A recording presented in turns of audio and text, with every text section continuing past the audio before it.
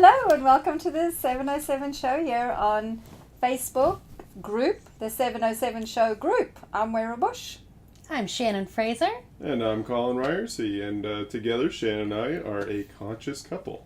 Really? Yeah. We're announcing it today. That's right. So that's the topic we're going with tonight. Yeah. Conscious couple. Yeah. All right. Absolutely. Okay, so if you want to know what a conscious couple is, or you're interested to ask this couple more questions, what is it like to be in a spiritually conscious relationship with each other, we would love you to be commenting and joining the conversation, and we'll see if we can help answer some questions, right? Yeah. Absolutely. Okay. Absolutely. So what qualifies you to be a conscious couple, besides the fact that you're a couple? Yes. Well, usually that's what it starts with. Yeah, a couple. Just clear that up in the room here. It's like a panel discussion. Yeah.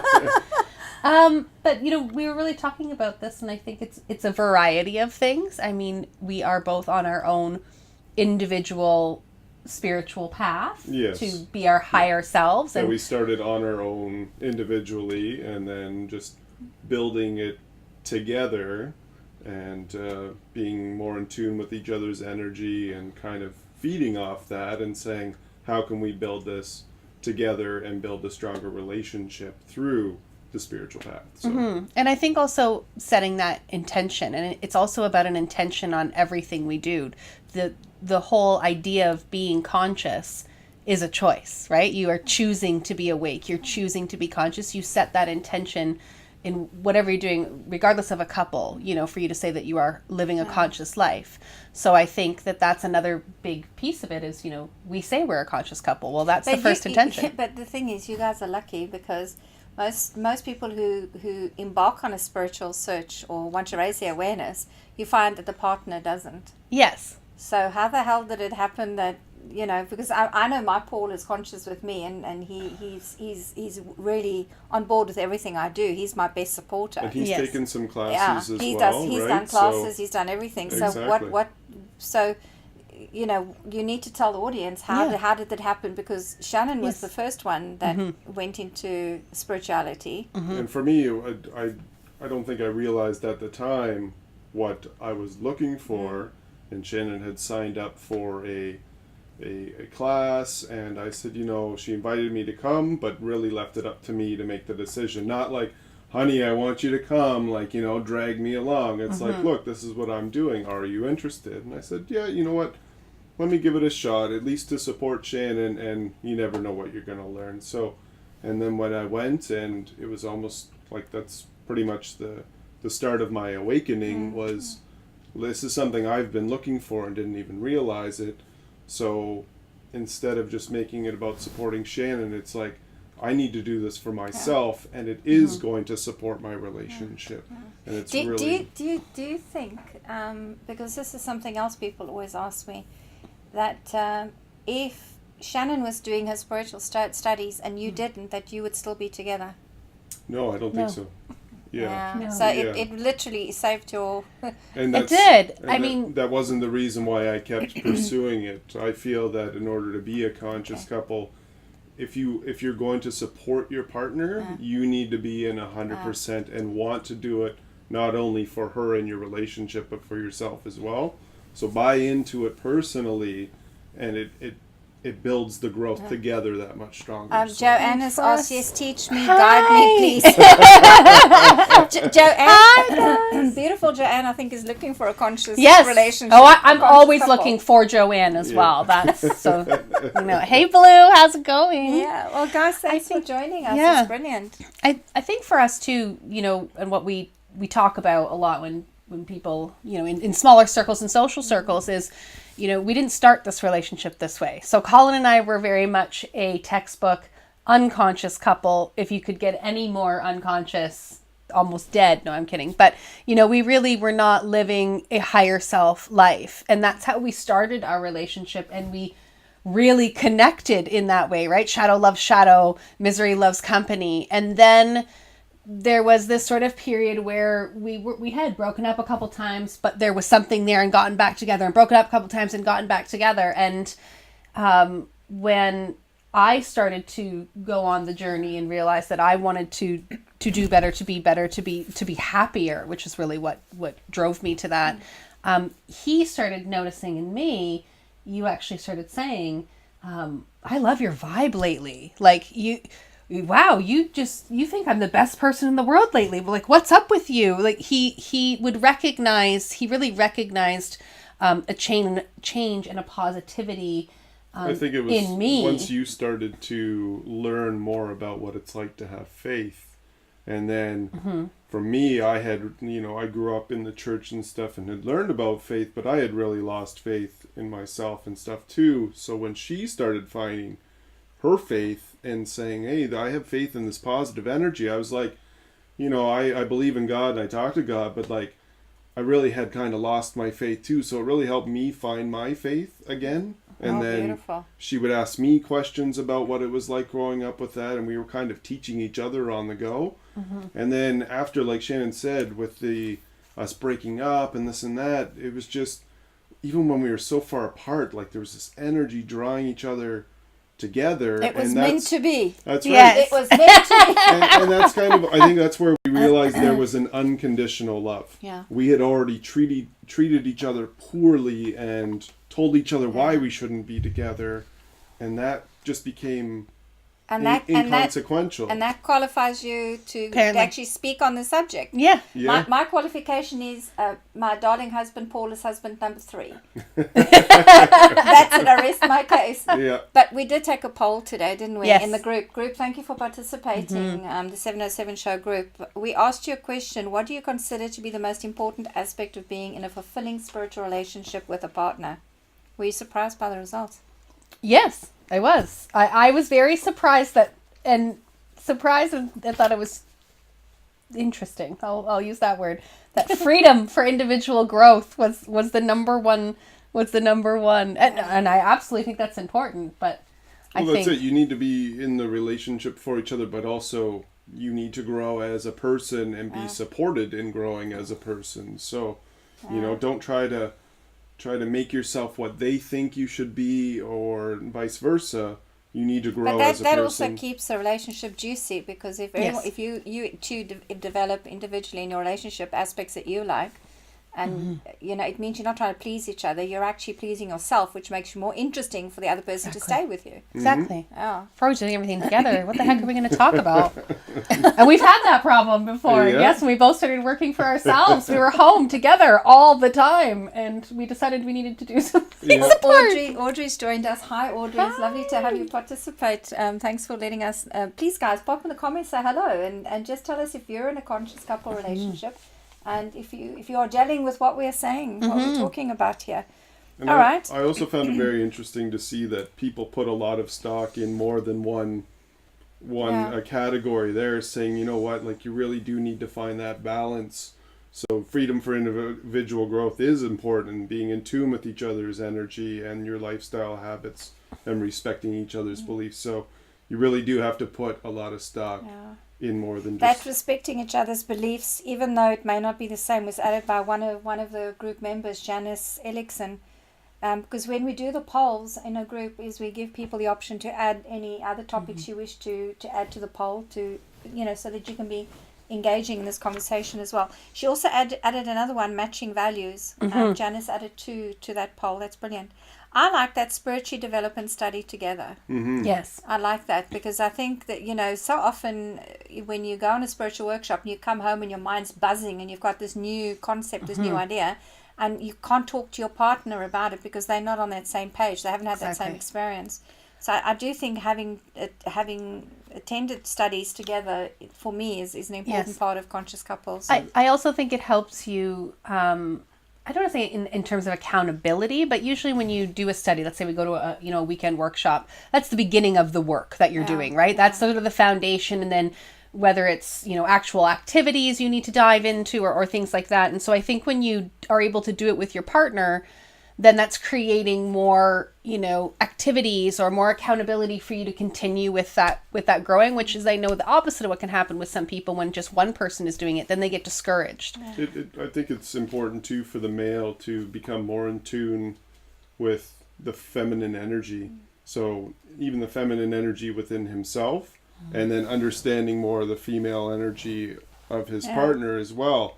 And I've learned so much about it, and it was something that I hadn't, that was lacking in my life. Was, I was very typical male and, kind of involved in guy stuff, and all girls are just, flighty and this and that. But really, they were, I found that females are more in tune with that spiritual energy, and they've taught me so much that it's really brought us closer together. I see that the ones that didn't really matter to anybody who participated in the poll was anticipating needs, friends with other spiritual couples. I'm not surprised by that, because you know what, if you're friends with each other, you're kind of fulfilling the need, and Yes. you don't need that validation from anyone else. It means that you as a couple, when you do go out and you socialize, you're strong, and it doesn't matter who you're with, you can Yes. just enjoy yourselves. So I always it's thought it not was always odd. necessary. Yeah, I always thought it was odd growing up, like as an adult, I mean, but growing up, and when I first got married, because I have been married before as well, and other people would be like, we're having a couples night, and they would like invite over other couples, and I would think, but what about our poor single friends? Like, why can't they come? They're not in a couple. And I thought, what does it matter that people are coupled up to have dinner together? I didn't And get I wouldn't it. classify them as poor single friends, but yeah. Well, yeah, that's a good point. That's a good Colin, point. you've had a comment I here think because from we were Catherine. leaving them out. Catherine says, wonderful point to bring up, Colin. So many men are terrified to tune into their feminine side. Yeah, I think it's very important. I think that's really why we want to build workshops, to help people realize that even from the male side, it'll help women kind of tune into that male energy a little better, but also really more important, because I think men have a little more to learn when it comes to being in tune with each other's energy. I think women are better at reading body language and reading the very good at that. unspoken language as well. So I think by tuning in more to these sort of uplifting and spiritual kind of conversations and workshops, it just brings you that much closer together. And it really gives you much more respect for the spiritual path. So what we did say we would share with people is the principles that we base our relationships on. Just to give you an idea, we're spiritually aware. We work at being spiritually conscious in our relationships, and there's a few principles that we follow. Yeah.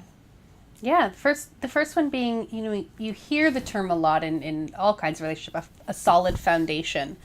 But what does that really mean, and what does that look like? And I think it's about a foundation of intention, So we spoke about it, I'm intentionally being conscious. I'm intentionally thinking about the other person. Also, your lifestyle habits are around this as well. What And that you both need to be agreeing. Yes, agreeing on exactly. That. And constantly looking for ways to grow.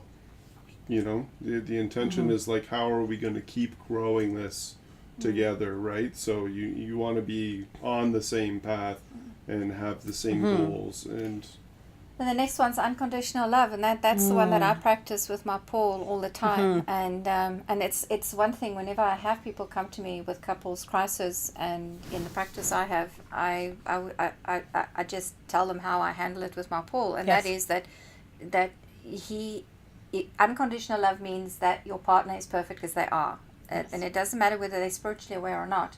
You kind of want to. You want to practice unconditional love in that moment. Love them as they are unconditionally. If you start setting a condition saying, well, if you study with me, if you pray with me, if you meditate with me, then you'll be the perfect. Then you're in the wrong. You shouldn't be in a relationship at all. So practicing unconditional love really keeps, makes for a really good conscious couple. and you love somebody just as much on your good days and on your bad days. I think about a baby. I really try to think about a baby. We love a baby. Everybody loves a newborn baby, and when they're crying and fussing. It's crying or and when they're fussing. You laughing, still love them when they're laughing. You love them when they're changing their dirty diapers. Like all of that, and yet, the baby gives us nothing. In return. I mean, well, it gives us unconditional love too. It's the whole point. But yeah, it doesn't give us anything, and yet when we grow up and we have our adult partners, we put all of these conditions on it. So. Yeah, And you actually told me that one about Paul. But spoken and unspoken communication is very important. Like Shannon and I have become communication. really in tune with each other, and like remembering Lord. what they have going on that day and how that is going to make them feel, and the anxiety that's going to come up, and how things go. So even when your day's going a little rough, you stay in tune with, when I speak to Shannon, I need to, see how she's doing, and if she tells you one thing, listen to what she's actually saying, read her body language, and know if she's telling you the truth or not, and kind of get it out of her, what can I do for you, and how can I make your day better, and those sort of things. So Communication is really very It's also important. about the words we speak, not only to each other. I feel like that should be a given. I know it's not, but that you hear that a lot in different practices, but also about our relationship. Yeah. Like the way you speak about Paul, Paul is just the best thing on the face of the earth. And we do all agree, right? But you hear sometimes other people, like, oh, I got to check with the old ball and chain. Like, what are you really saying about your relationship, and that's something that we talked about very early on. And for an analyst and a therapist, it's great information, because you get that there's like yes, there's a lack of respect there. It's self-respect, Exactly. not for the partner, for themselves. That's right. It's a dead giveaway. And Absolutely. someone who kind of feels trapped in the relationship. Yes. Yeah, exactly. And, does this person actually want to be in this relationship, or have they settled for being in this relationship? And the next one is joy. My favorite is date night, obviously. Okay, all right. And this is something you guys put down, manifest reality. And so is this something you do in your... Yeah. Just explain what you mean by manifest reality. I think there's big things and small things, but well, we both talked about wanting to work for ourselves and build a business together. Well, we couldn't do that in the jobs that we were in. So we both supported each other to change leaving those jobs to change your reality. That's change what our you reality. change your So reality if we're together. talking about building a business together, then we need to put ourselves in a position to build that business. And you of course know Paul's done that exactly same thing for me. He said, to give me time to settle my business. He's given up his vision and dream and his business and put it on the back burner just to make sure that I'm supported and I can get going. And my Paul is... And that's a conscious I love it. intention of that, though, right? Like so many you see couples... the results from it, too. Absolutely. So, But so many couples, they are, they've got their plan, they're doing this, I've got this job, and that's how we go on the vacations, and they never really ever stop to say, okay, is this the reality that I really want? And really put the effort into that. Yeah. And then acts of service. I love this. This is definitely keeps my relationship with Paul conscious. Yeah, and that's Shannon and I have put together we're building a website so that we can put together not counseling, but groups. Help me out experiences, here. Workshops. Workshops. Workshops. I'm I'm not really sure where it's going. Acts of service. So we're trying to find ways to help other people find a conscious couple. And acts of service outside of your relationship and within. It's equally as important. How can I give back to the community? But also, we were talking about this earlier when we came over. I wake up every day and think, what can I do to make Colin's day better? And if Colin does the same thing and wakes up and says, what can I do to make Shannon's day better? Then we're both taken care of, right? And you are so conscious and in love with the other person. And then, of course, also acts of service within the community. And for me, it changes the mundane domestic tasks where you go, well, I have to do the laundry, I have to That's cook right. Change it into an act of love. That's right. So that service that you're doing is an act of love and respect for that person and, your partner.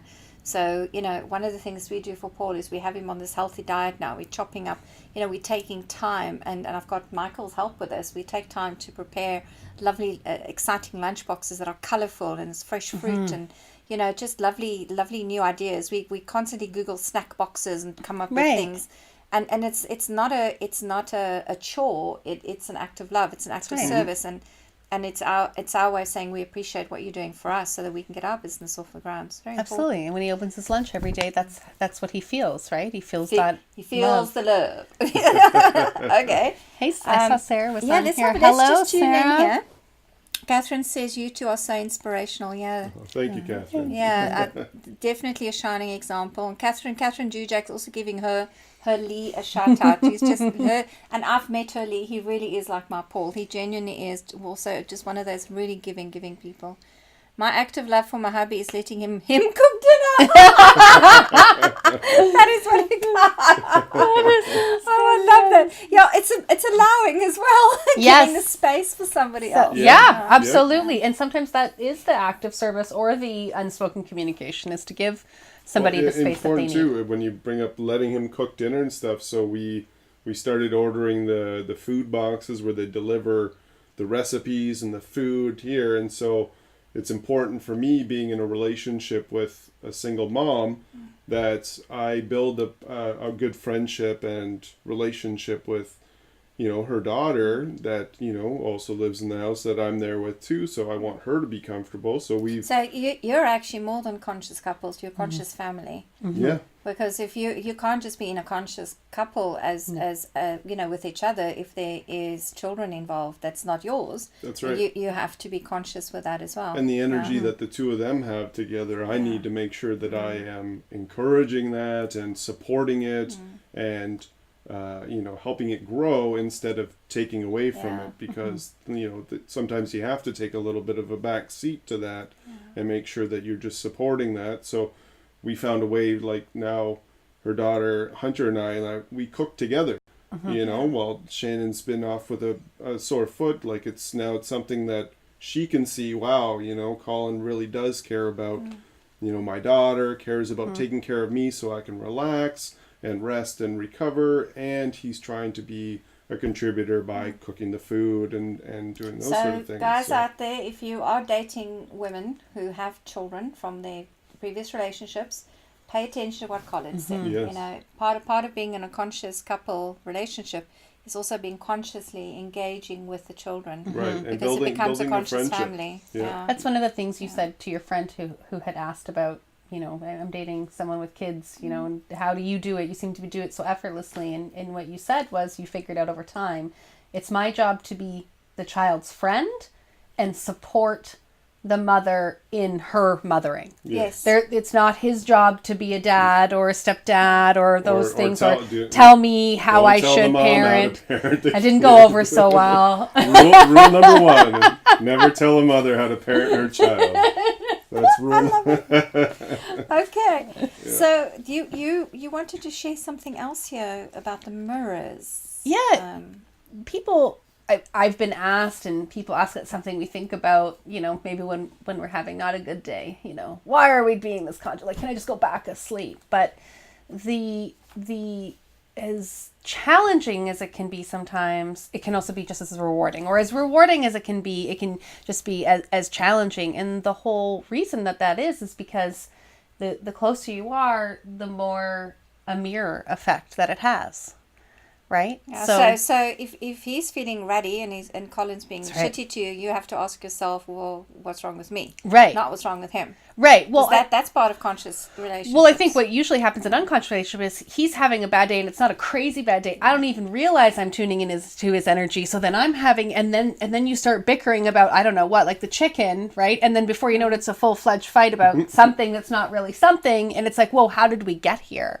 And if when it starts, if he does walk in a bad mood and I'm a little irked, the first thing I do is, the first thing I do is to say, are you okay? If everything's okay. And if I get that I'm good, then I got to look at myself and say, why is this bothering me? Yeah. Or what, is there something here, Yeah. You always got to take it back to you, because part of being in a conscious relationship is you can't blame the partner and say there's something wrong with them. That's right. If they're acting up, there's something that they're mirroring to you. That's right. That is your shit, and you need to take care of it. Yes. Always. Absolutely. Yeah. And if it's not, then you wouldn't have noticed it. Yeah. That's what I always say. The thing about being in a conscious relationship is your partner, and this is what I love about being married, is Paul grows me. Right. He reflects to me where I can be more, where I can be kinder, where I can be more loving. He reflects that to me. So he is a mirror, constantly saying to me, yeah, you can do more. Yes. Right. Yes, absolutely. Yeah. That's where the challenging and rewarding comes in, right? Sometimes it's not fun. Like that's the fun part, right? You can do more, or, wow, you're so charismatic. I say that to him sometimes, and he's like, That's you. Or That's what you're doing. if one of you's having trouble getting out of bed in the morning, you're saying, hey, like, if I was having trouble getting out of bed, what would I need to get out of bed? So if she's another way having to do a trouble mirror, getting out of bed, as a solve. I know what I would need to get out of bed, so I give that to her and saying, hey, a little pep talk, you know, this is what we're grateful for, this is what we're working towards. If you get out of bed and you just accomplish this one thing, you're going to feel better about your day. And I'm like, man, you know what? I feel better about my day already just like saying that to her, and she can feed off that. And it's really been, you know, and we've been going through that too with Shannon being offended.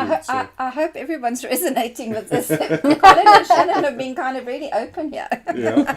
Okay, so let's go on to concluding our show by chatting and giving a little bit of conscious date night ideas. Now, this is something you guys again came up with, because this was your topic for this particular episode.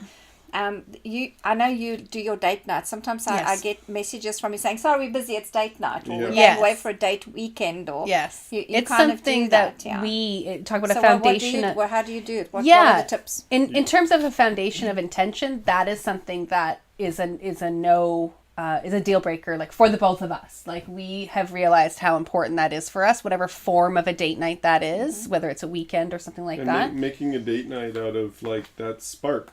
So whatever you know, whatever sparked you in the beginning of your relationship, you know, remember like the purity of that spark and saying, how can we create that again? Yeah. You know, whether it's once a month. I got it. Yeah. Okay. So here are some ideas. Yeah. Visiting a local artisan and farmers market or something like that. And it's obviously that if that's what you love to do, but it's also nice to see your partner like interacting with them. You get to see them, you know, you interact with the local artisans and farmers, and you see them interact, and it's sort of that nice a little bit vibe. of nature. Yeah, you walk around holding hands, and you just talk to people, and, you know, smiling together makes other people smile, and, you know, you're just creating this positive environment. So, and then it leads right into cook a new meal. So if you're walking around together and you're picking out some local produce, and then you go home, put on some music that you both like, you know, maybe a cute outfit or something. You get in the kitchen. Everybody loves being in the kitchen, right? Yeah. And then you cook a meal together, like, you know, oh, you take care of this. And, you know, if one of you doesn't have as great cooking skills, then you chop up the vegetables and you do that. And,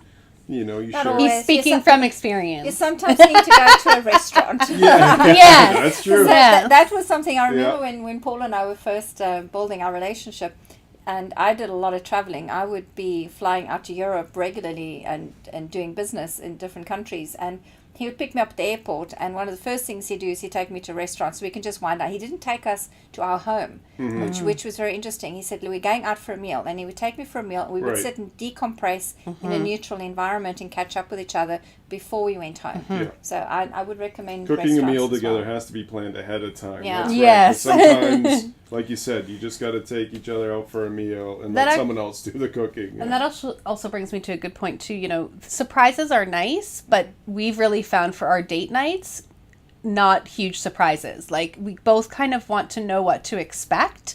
And it kind of just sets the tone and the energy. We've tried it in the past many years ago where just show up and I'll totally surprise you. And that was very difficult for us, you know. Well, you can we try to do other with a little gift. Exactly. Like, other surprises that way. But okay, cool. Yeah, definitely plan ahead. You're learning from the conscious couple here, guys. So I put down here manifestation picnic. Yeah. This was the G-rated version of what we usually do. No, I'm half kidding, but you know, putting that time putting that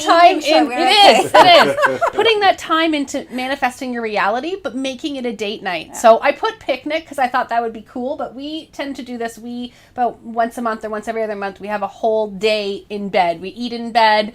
We, you know, watch movies in bed. We do other things in bed. And then we usually manifest something. We talk about our future or, you know, what we want the next year to look like or something. Cool. Yeah, and so we've got give back to your community. So a good example of that was for me, I deal with having ulcerative colitis, and it's something that affects my everyday living. I've struggled with health issues for many years, and without even me looking into it, Shannon and Hunter kind of looked into it and say, hey, what could we do to kind of give back to the community that would also support what Colin goes through? And they got us, they said, hey, how do you feel about signing up for volunteering for the Crohn's and Colitis Walk and, Wow. helping other people, and you Yeah. can share your story. So we got signed up for that. Hunter went and walked in it, and we volunteered for it. So it was a good way to give back to to the community, but they also showed how much they were supporting me and what I go through. So, being conscious of that was That's brilliant. It was. Well, also create something together, even if it's a piece of art. If you create something together, Paul and I I don't know about Paul so much, but he's very good when I'm in the creative mode and I want to rearrange furniture. I want to move things and shake things up. He likes it, and then if I ever buy anything new or I'm creating something different in our home, I make sure that he comes home and he gets to put his stamp. This is okay. This is great, right? And sometimes we just go shopping, window shopping and looking at items, that manifestation for the future. What we'd like our future home to be decorated in. And he was very patient just this last weekend. I wanted to get a set of lights for our dining room upstairs.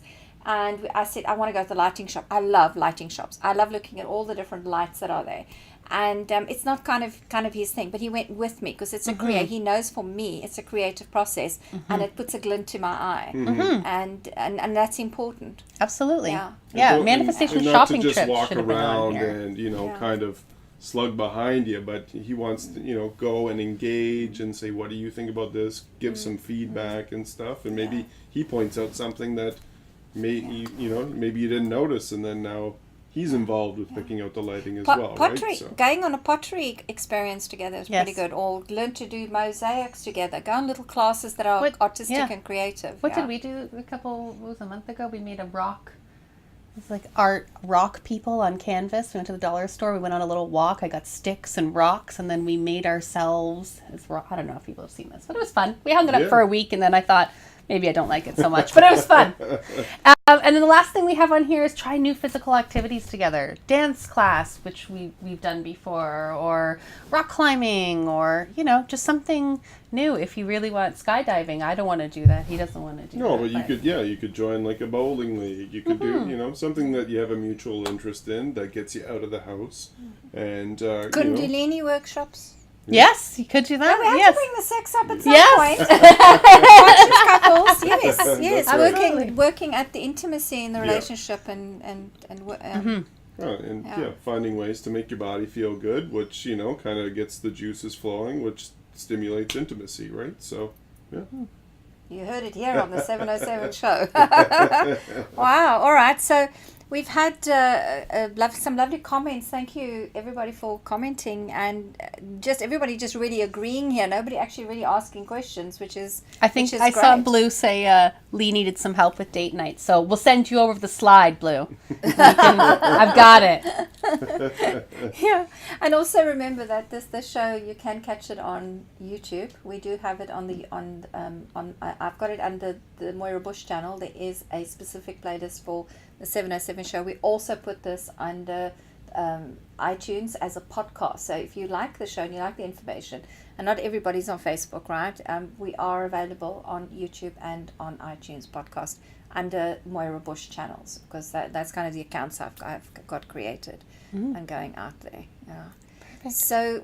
So I'm kind of just want to ask what's next for conscious couples. I mean, it's what if we had somebody watching us right now and they have just had one hell of an argument and they're so angry with each other, as a conscious couple, because I know what I do with Paul, but what do you guys do when you're in that situation? How do you diffuse it? How do you move beyond that?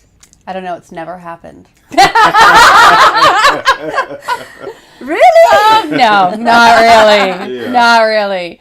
I mean, well, the first thing we usually do is it goes really quiet and we both take some space, because that's really important. Time out. A little time out. I think you can just get more heated and no good comes from that. So a small time out, not days. I mean, if that's what you want to do, but just literally, I'm going outside, I'm going to walk the dogs, and just taking that space, and then individually asking yourself, Be conscious of the What language that you use. Don't you don't want to put yourself in a situation where you start talking at your partner or placing blame solely on your partner. When you acknowledge your role in the argument and say, kind of, look, I know I may not have approached this well. I may have said something that was taken out of context or something like that. When you start from yourself first instead of the attacking, then you can kind of find that mutual ground. So what I do, if Paul and I very rarely have a hiccup because we're very fortunate we have a harmonious relationship, but hormones affect you, and you can be tired and stressed or worried about certain things, then you could be a bit irky with each other. And I find when that does happen, I do a ho'oponopono. I do that. Yes. I'm sorry, please forgive me, I love you, thank you.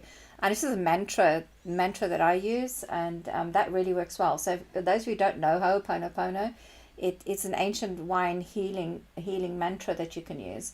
I'm sorry, please forgive me, I love you, and thank you. And really there's a deeper meaning to those sentences as well, because when you say I'm sorry, you're acknowledging that that you didn't, you weren't yourself, you weren't conscious when you did it. Yes. And when you say please forgive me, you're actually saying that I would like us to repair what we had. And I love you is that statement of I love you, and I think it's so important to have a mantra. I'm sorry, please forgive me, I love you, and then to say thank you. To me, that gratitude, saying I'm still grateful for who you are, is really important. So I'm hoping that's useful as well. Useful advice. That's a great piece of advice. Yeah. So here we are. I hope that everybody's enjoyed us as a panel here chatting about conscious couples. It's great to have a conscious couple co-host with me and talk openly about your relationship. I think that's beautiful. And next week we've got co-host Catherine Bork. Nice. Yeah, looking forward to hearing from her. Yeah, she's amazing. And Catherine is somebody that is medically trained. She has a medical background, and she does amazing work with people who have physical ailments, but there's the underlying emotional trauma that sits there. So she's going to come talk to us about the physical symptoms you have when something is spiritually, emotionally not in balance with yourself. So I think it's going to be a very interesting topic next week. Yeah, I really look forward to hearing that. Yeah, absolutely. Something that I definitely struggled with before I was on the path. So I'm looking forward to hearing that. Excellent. Well, guys, cheers. Wow, well done, guys. Another great show. And thanks to Michael, our producer. And thank you, everybody, for tuning in. And please keep the comments going. Share the show. Let's get the 707 show out into the world and let people know that we are out of the spiritual closet talking about spiritual subjects. Yes, we are. Absolutely. Cheers.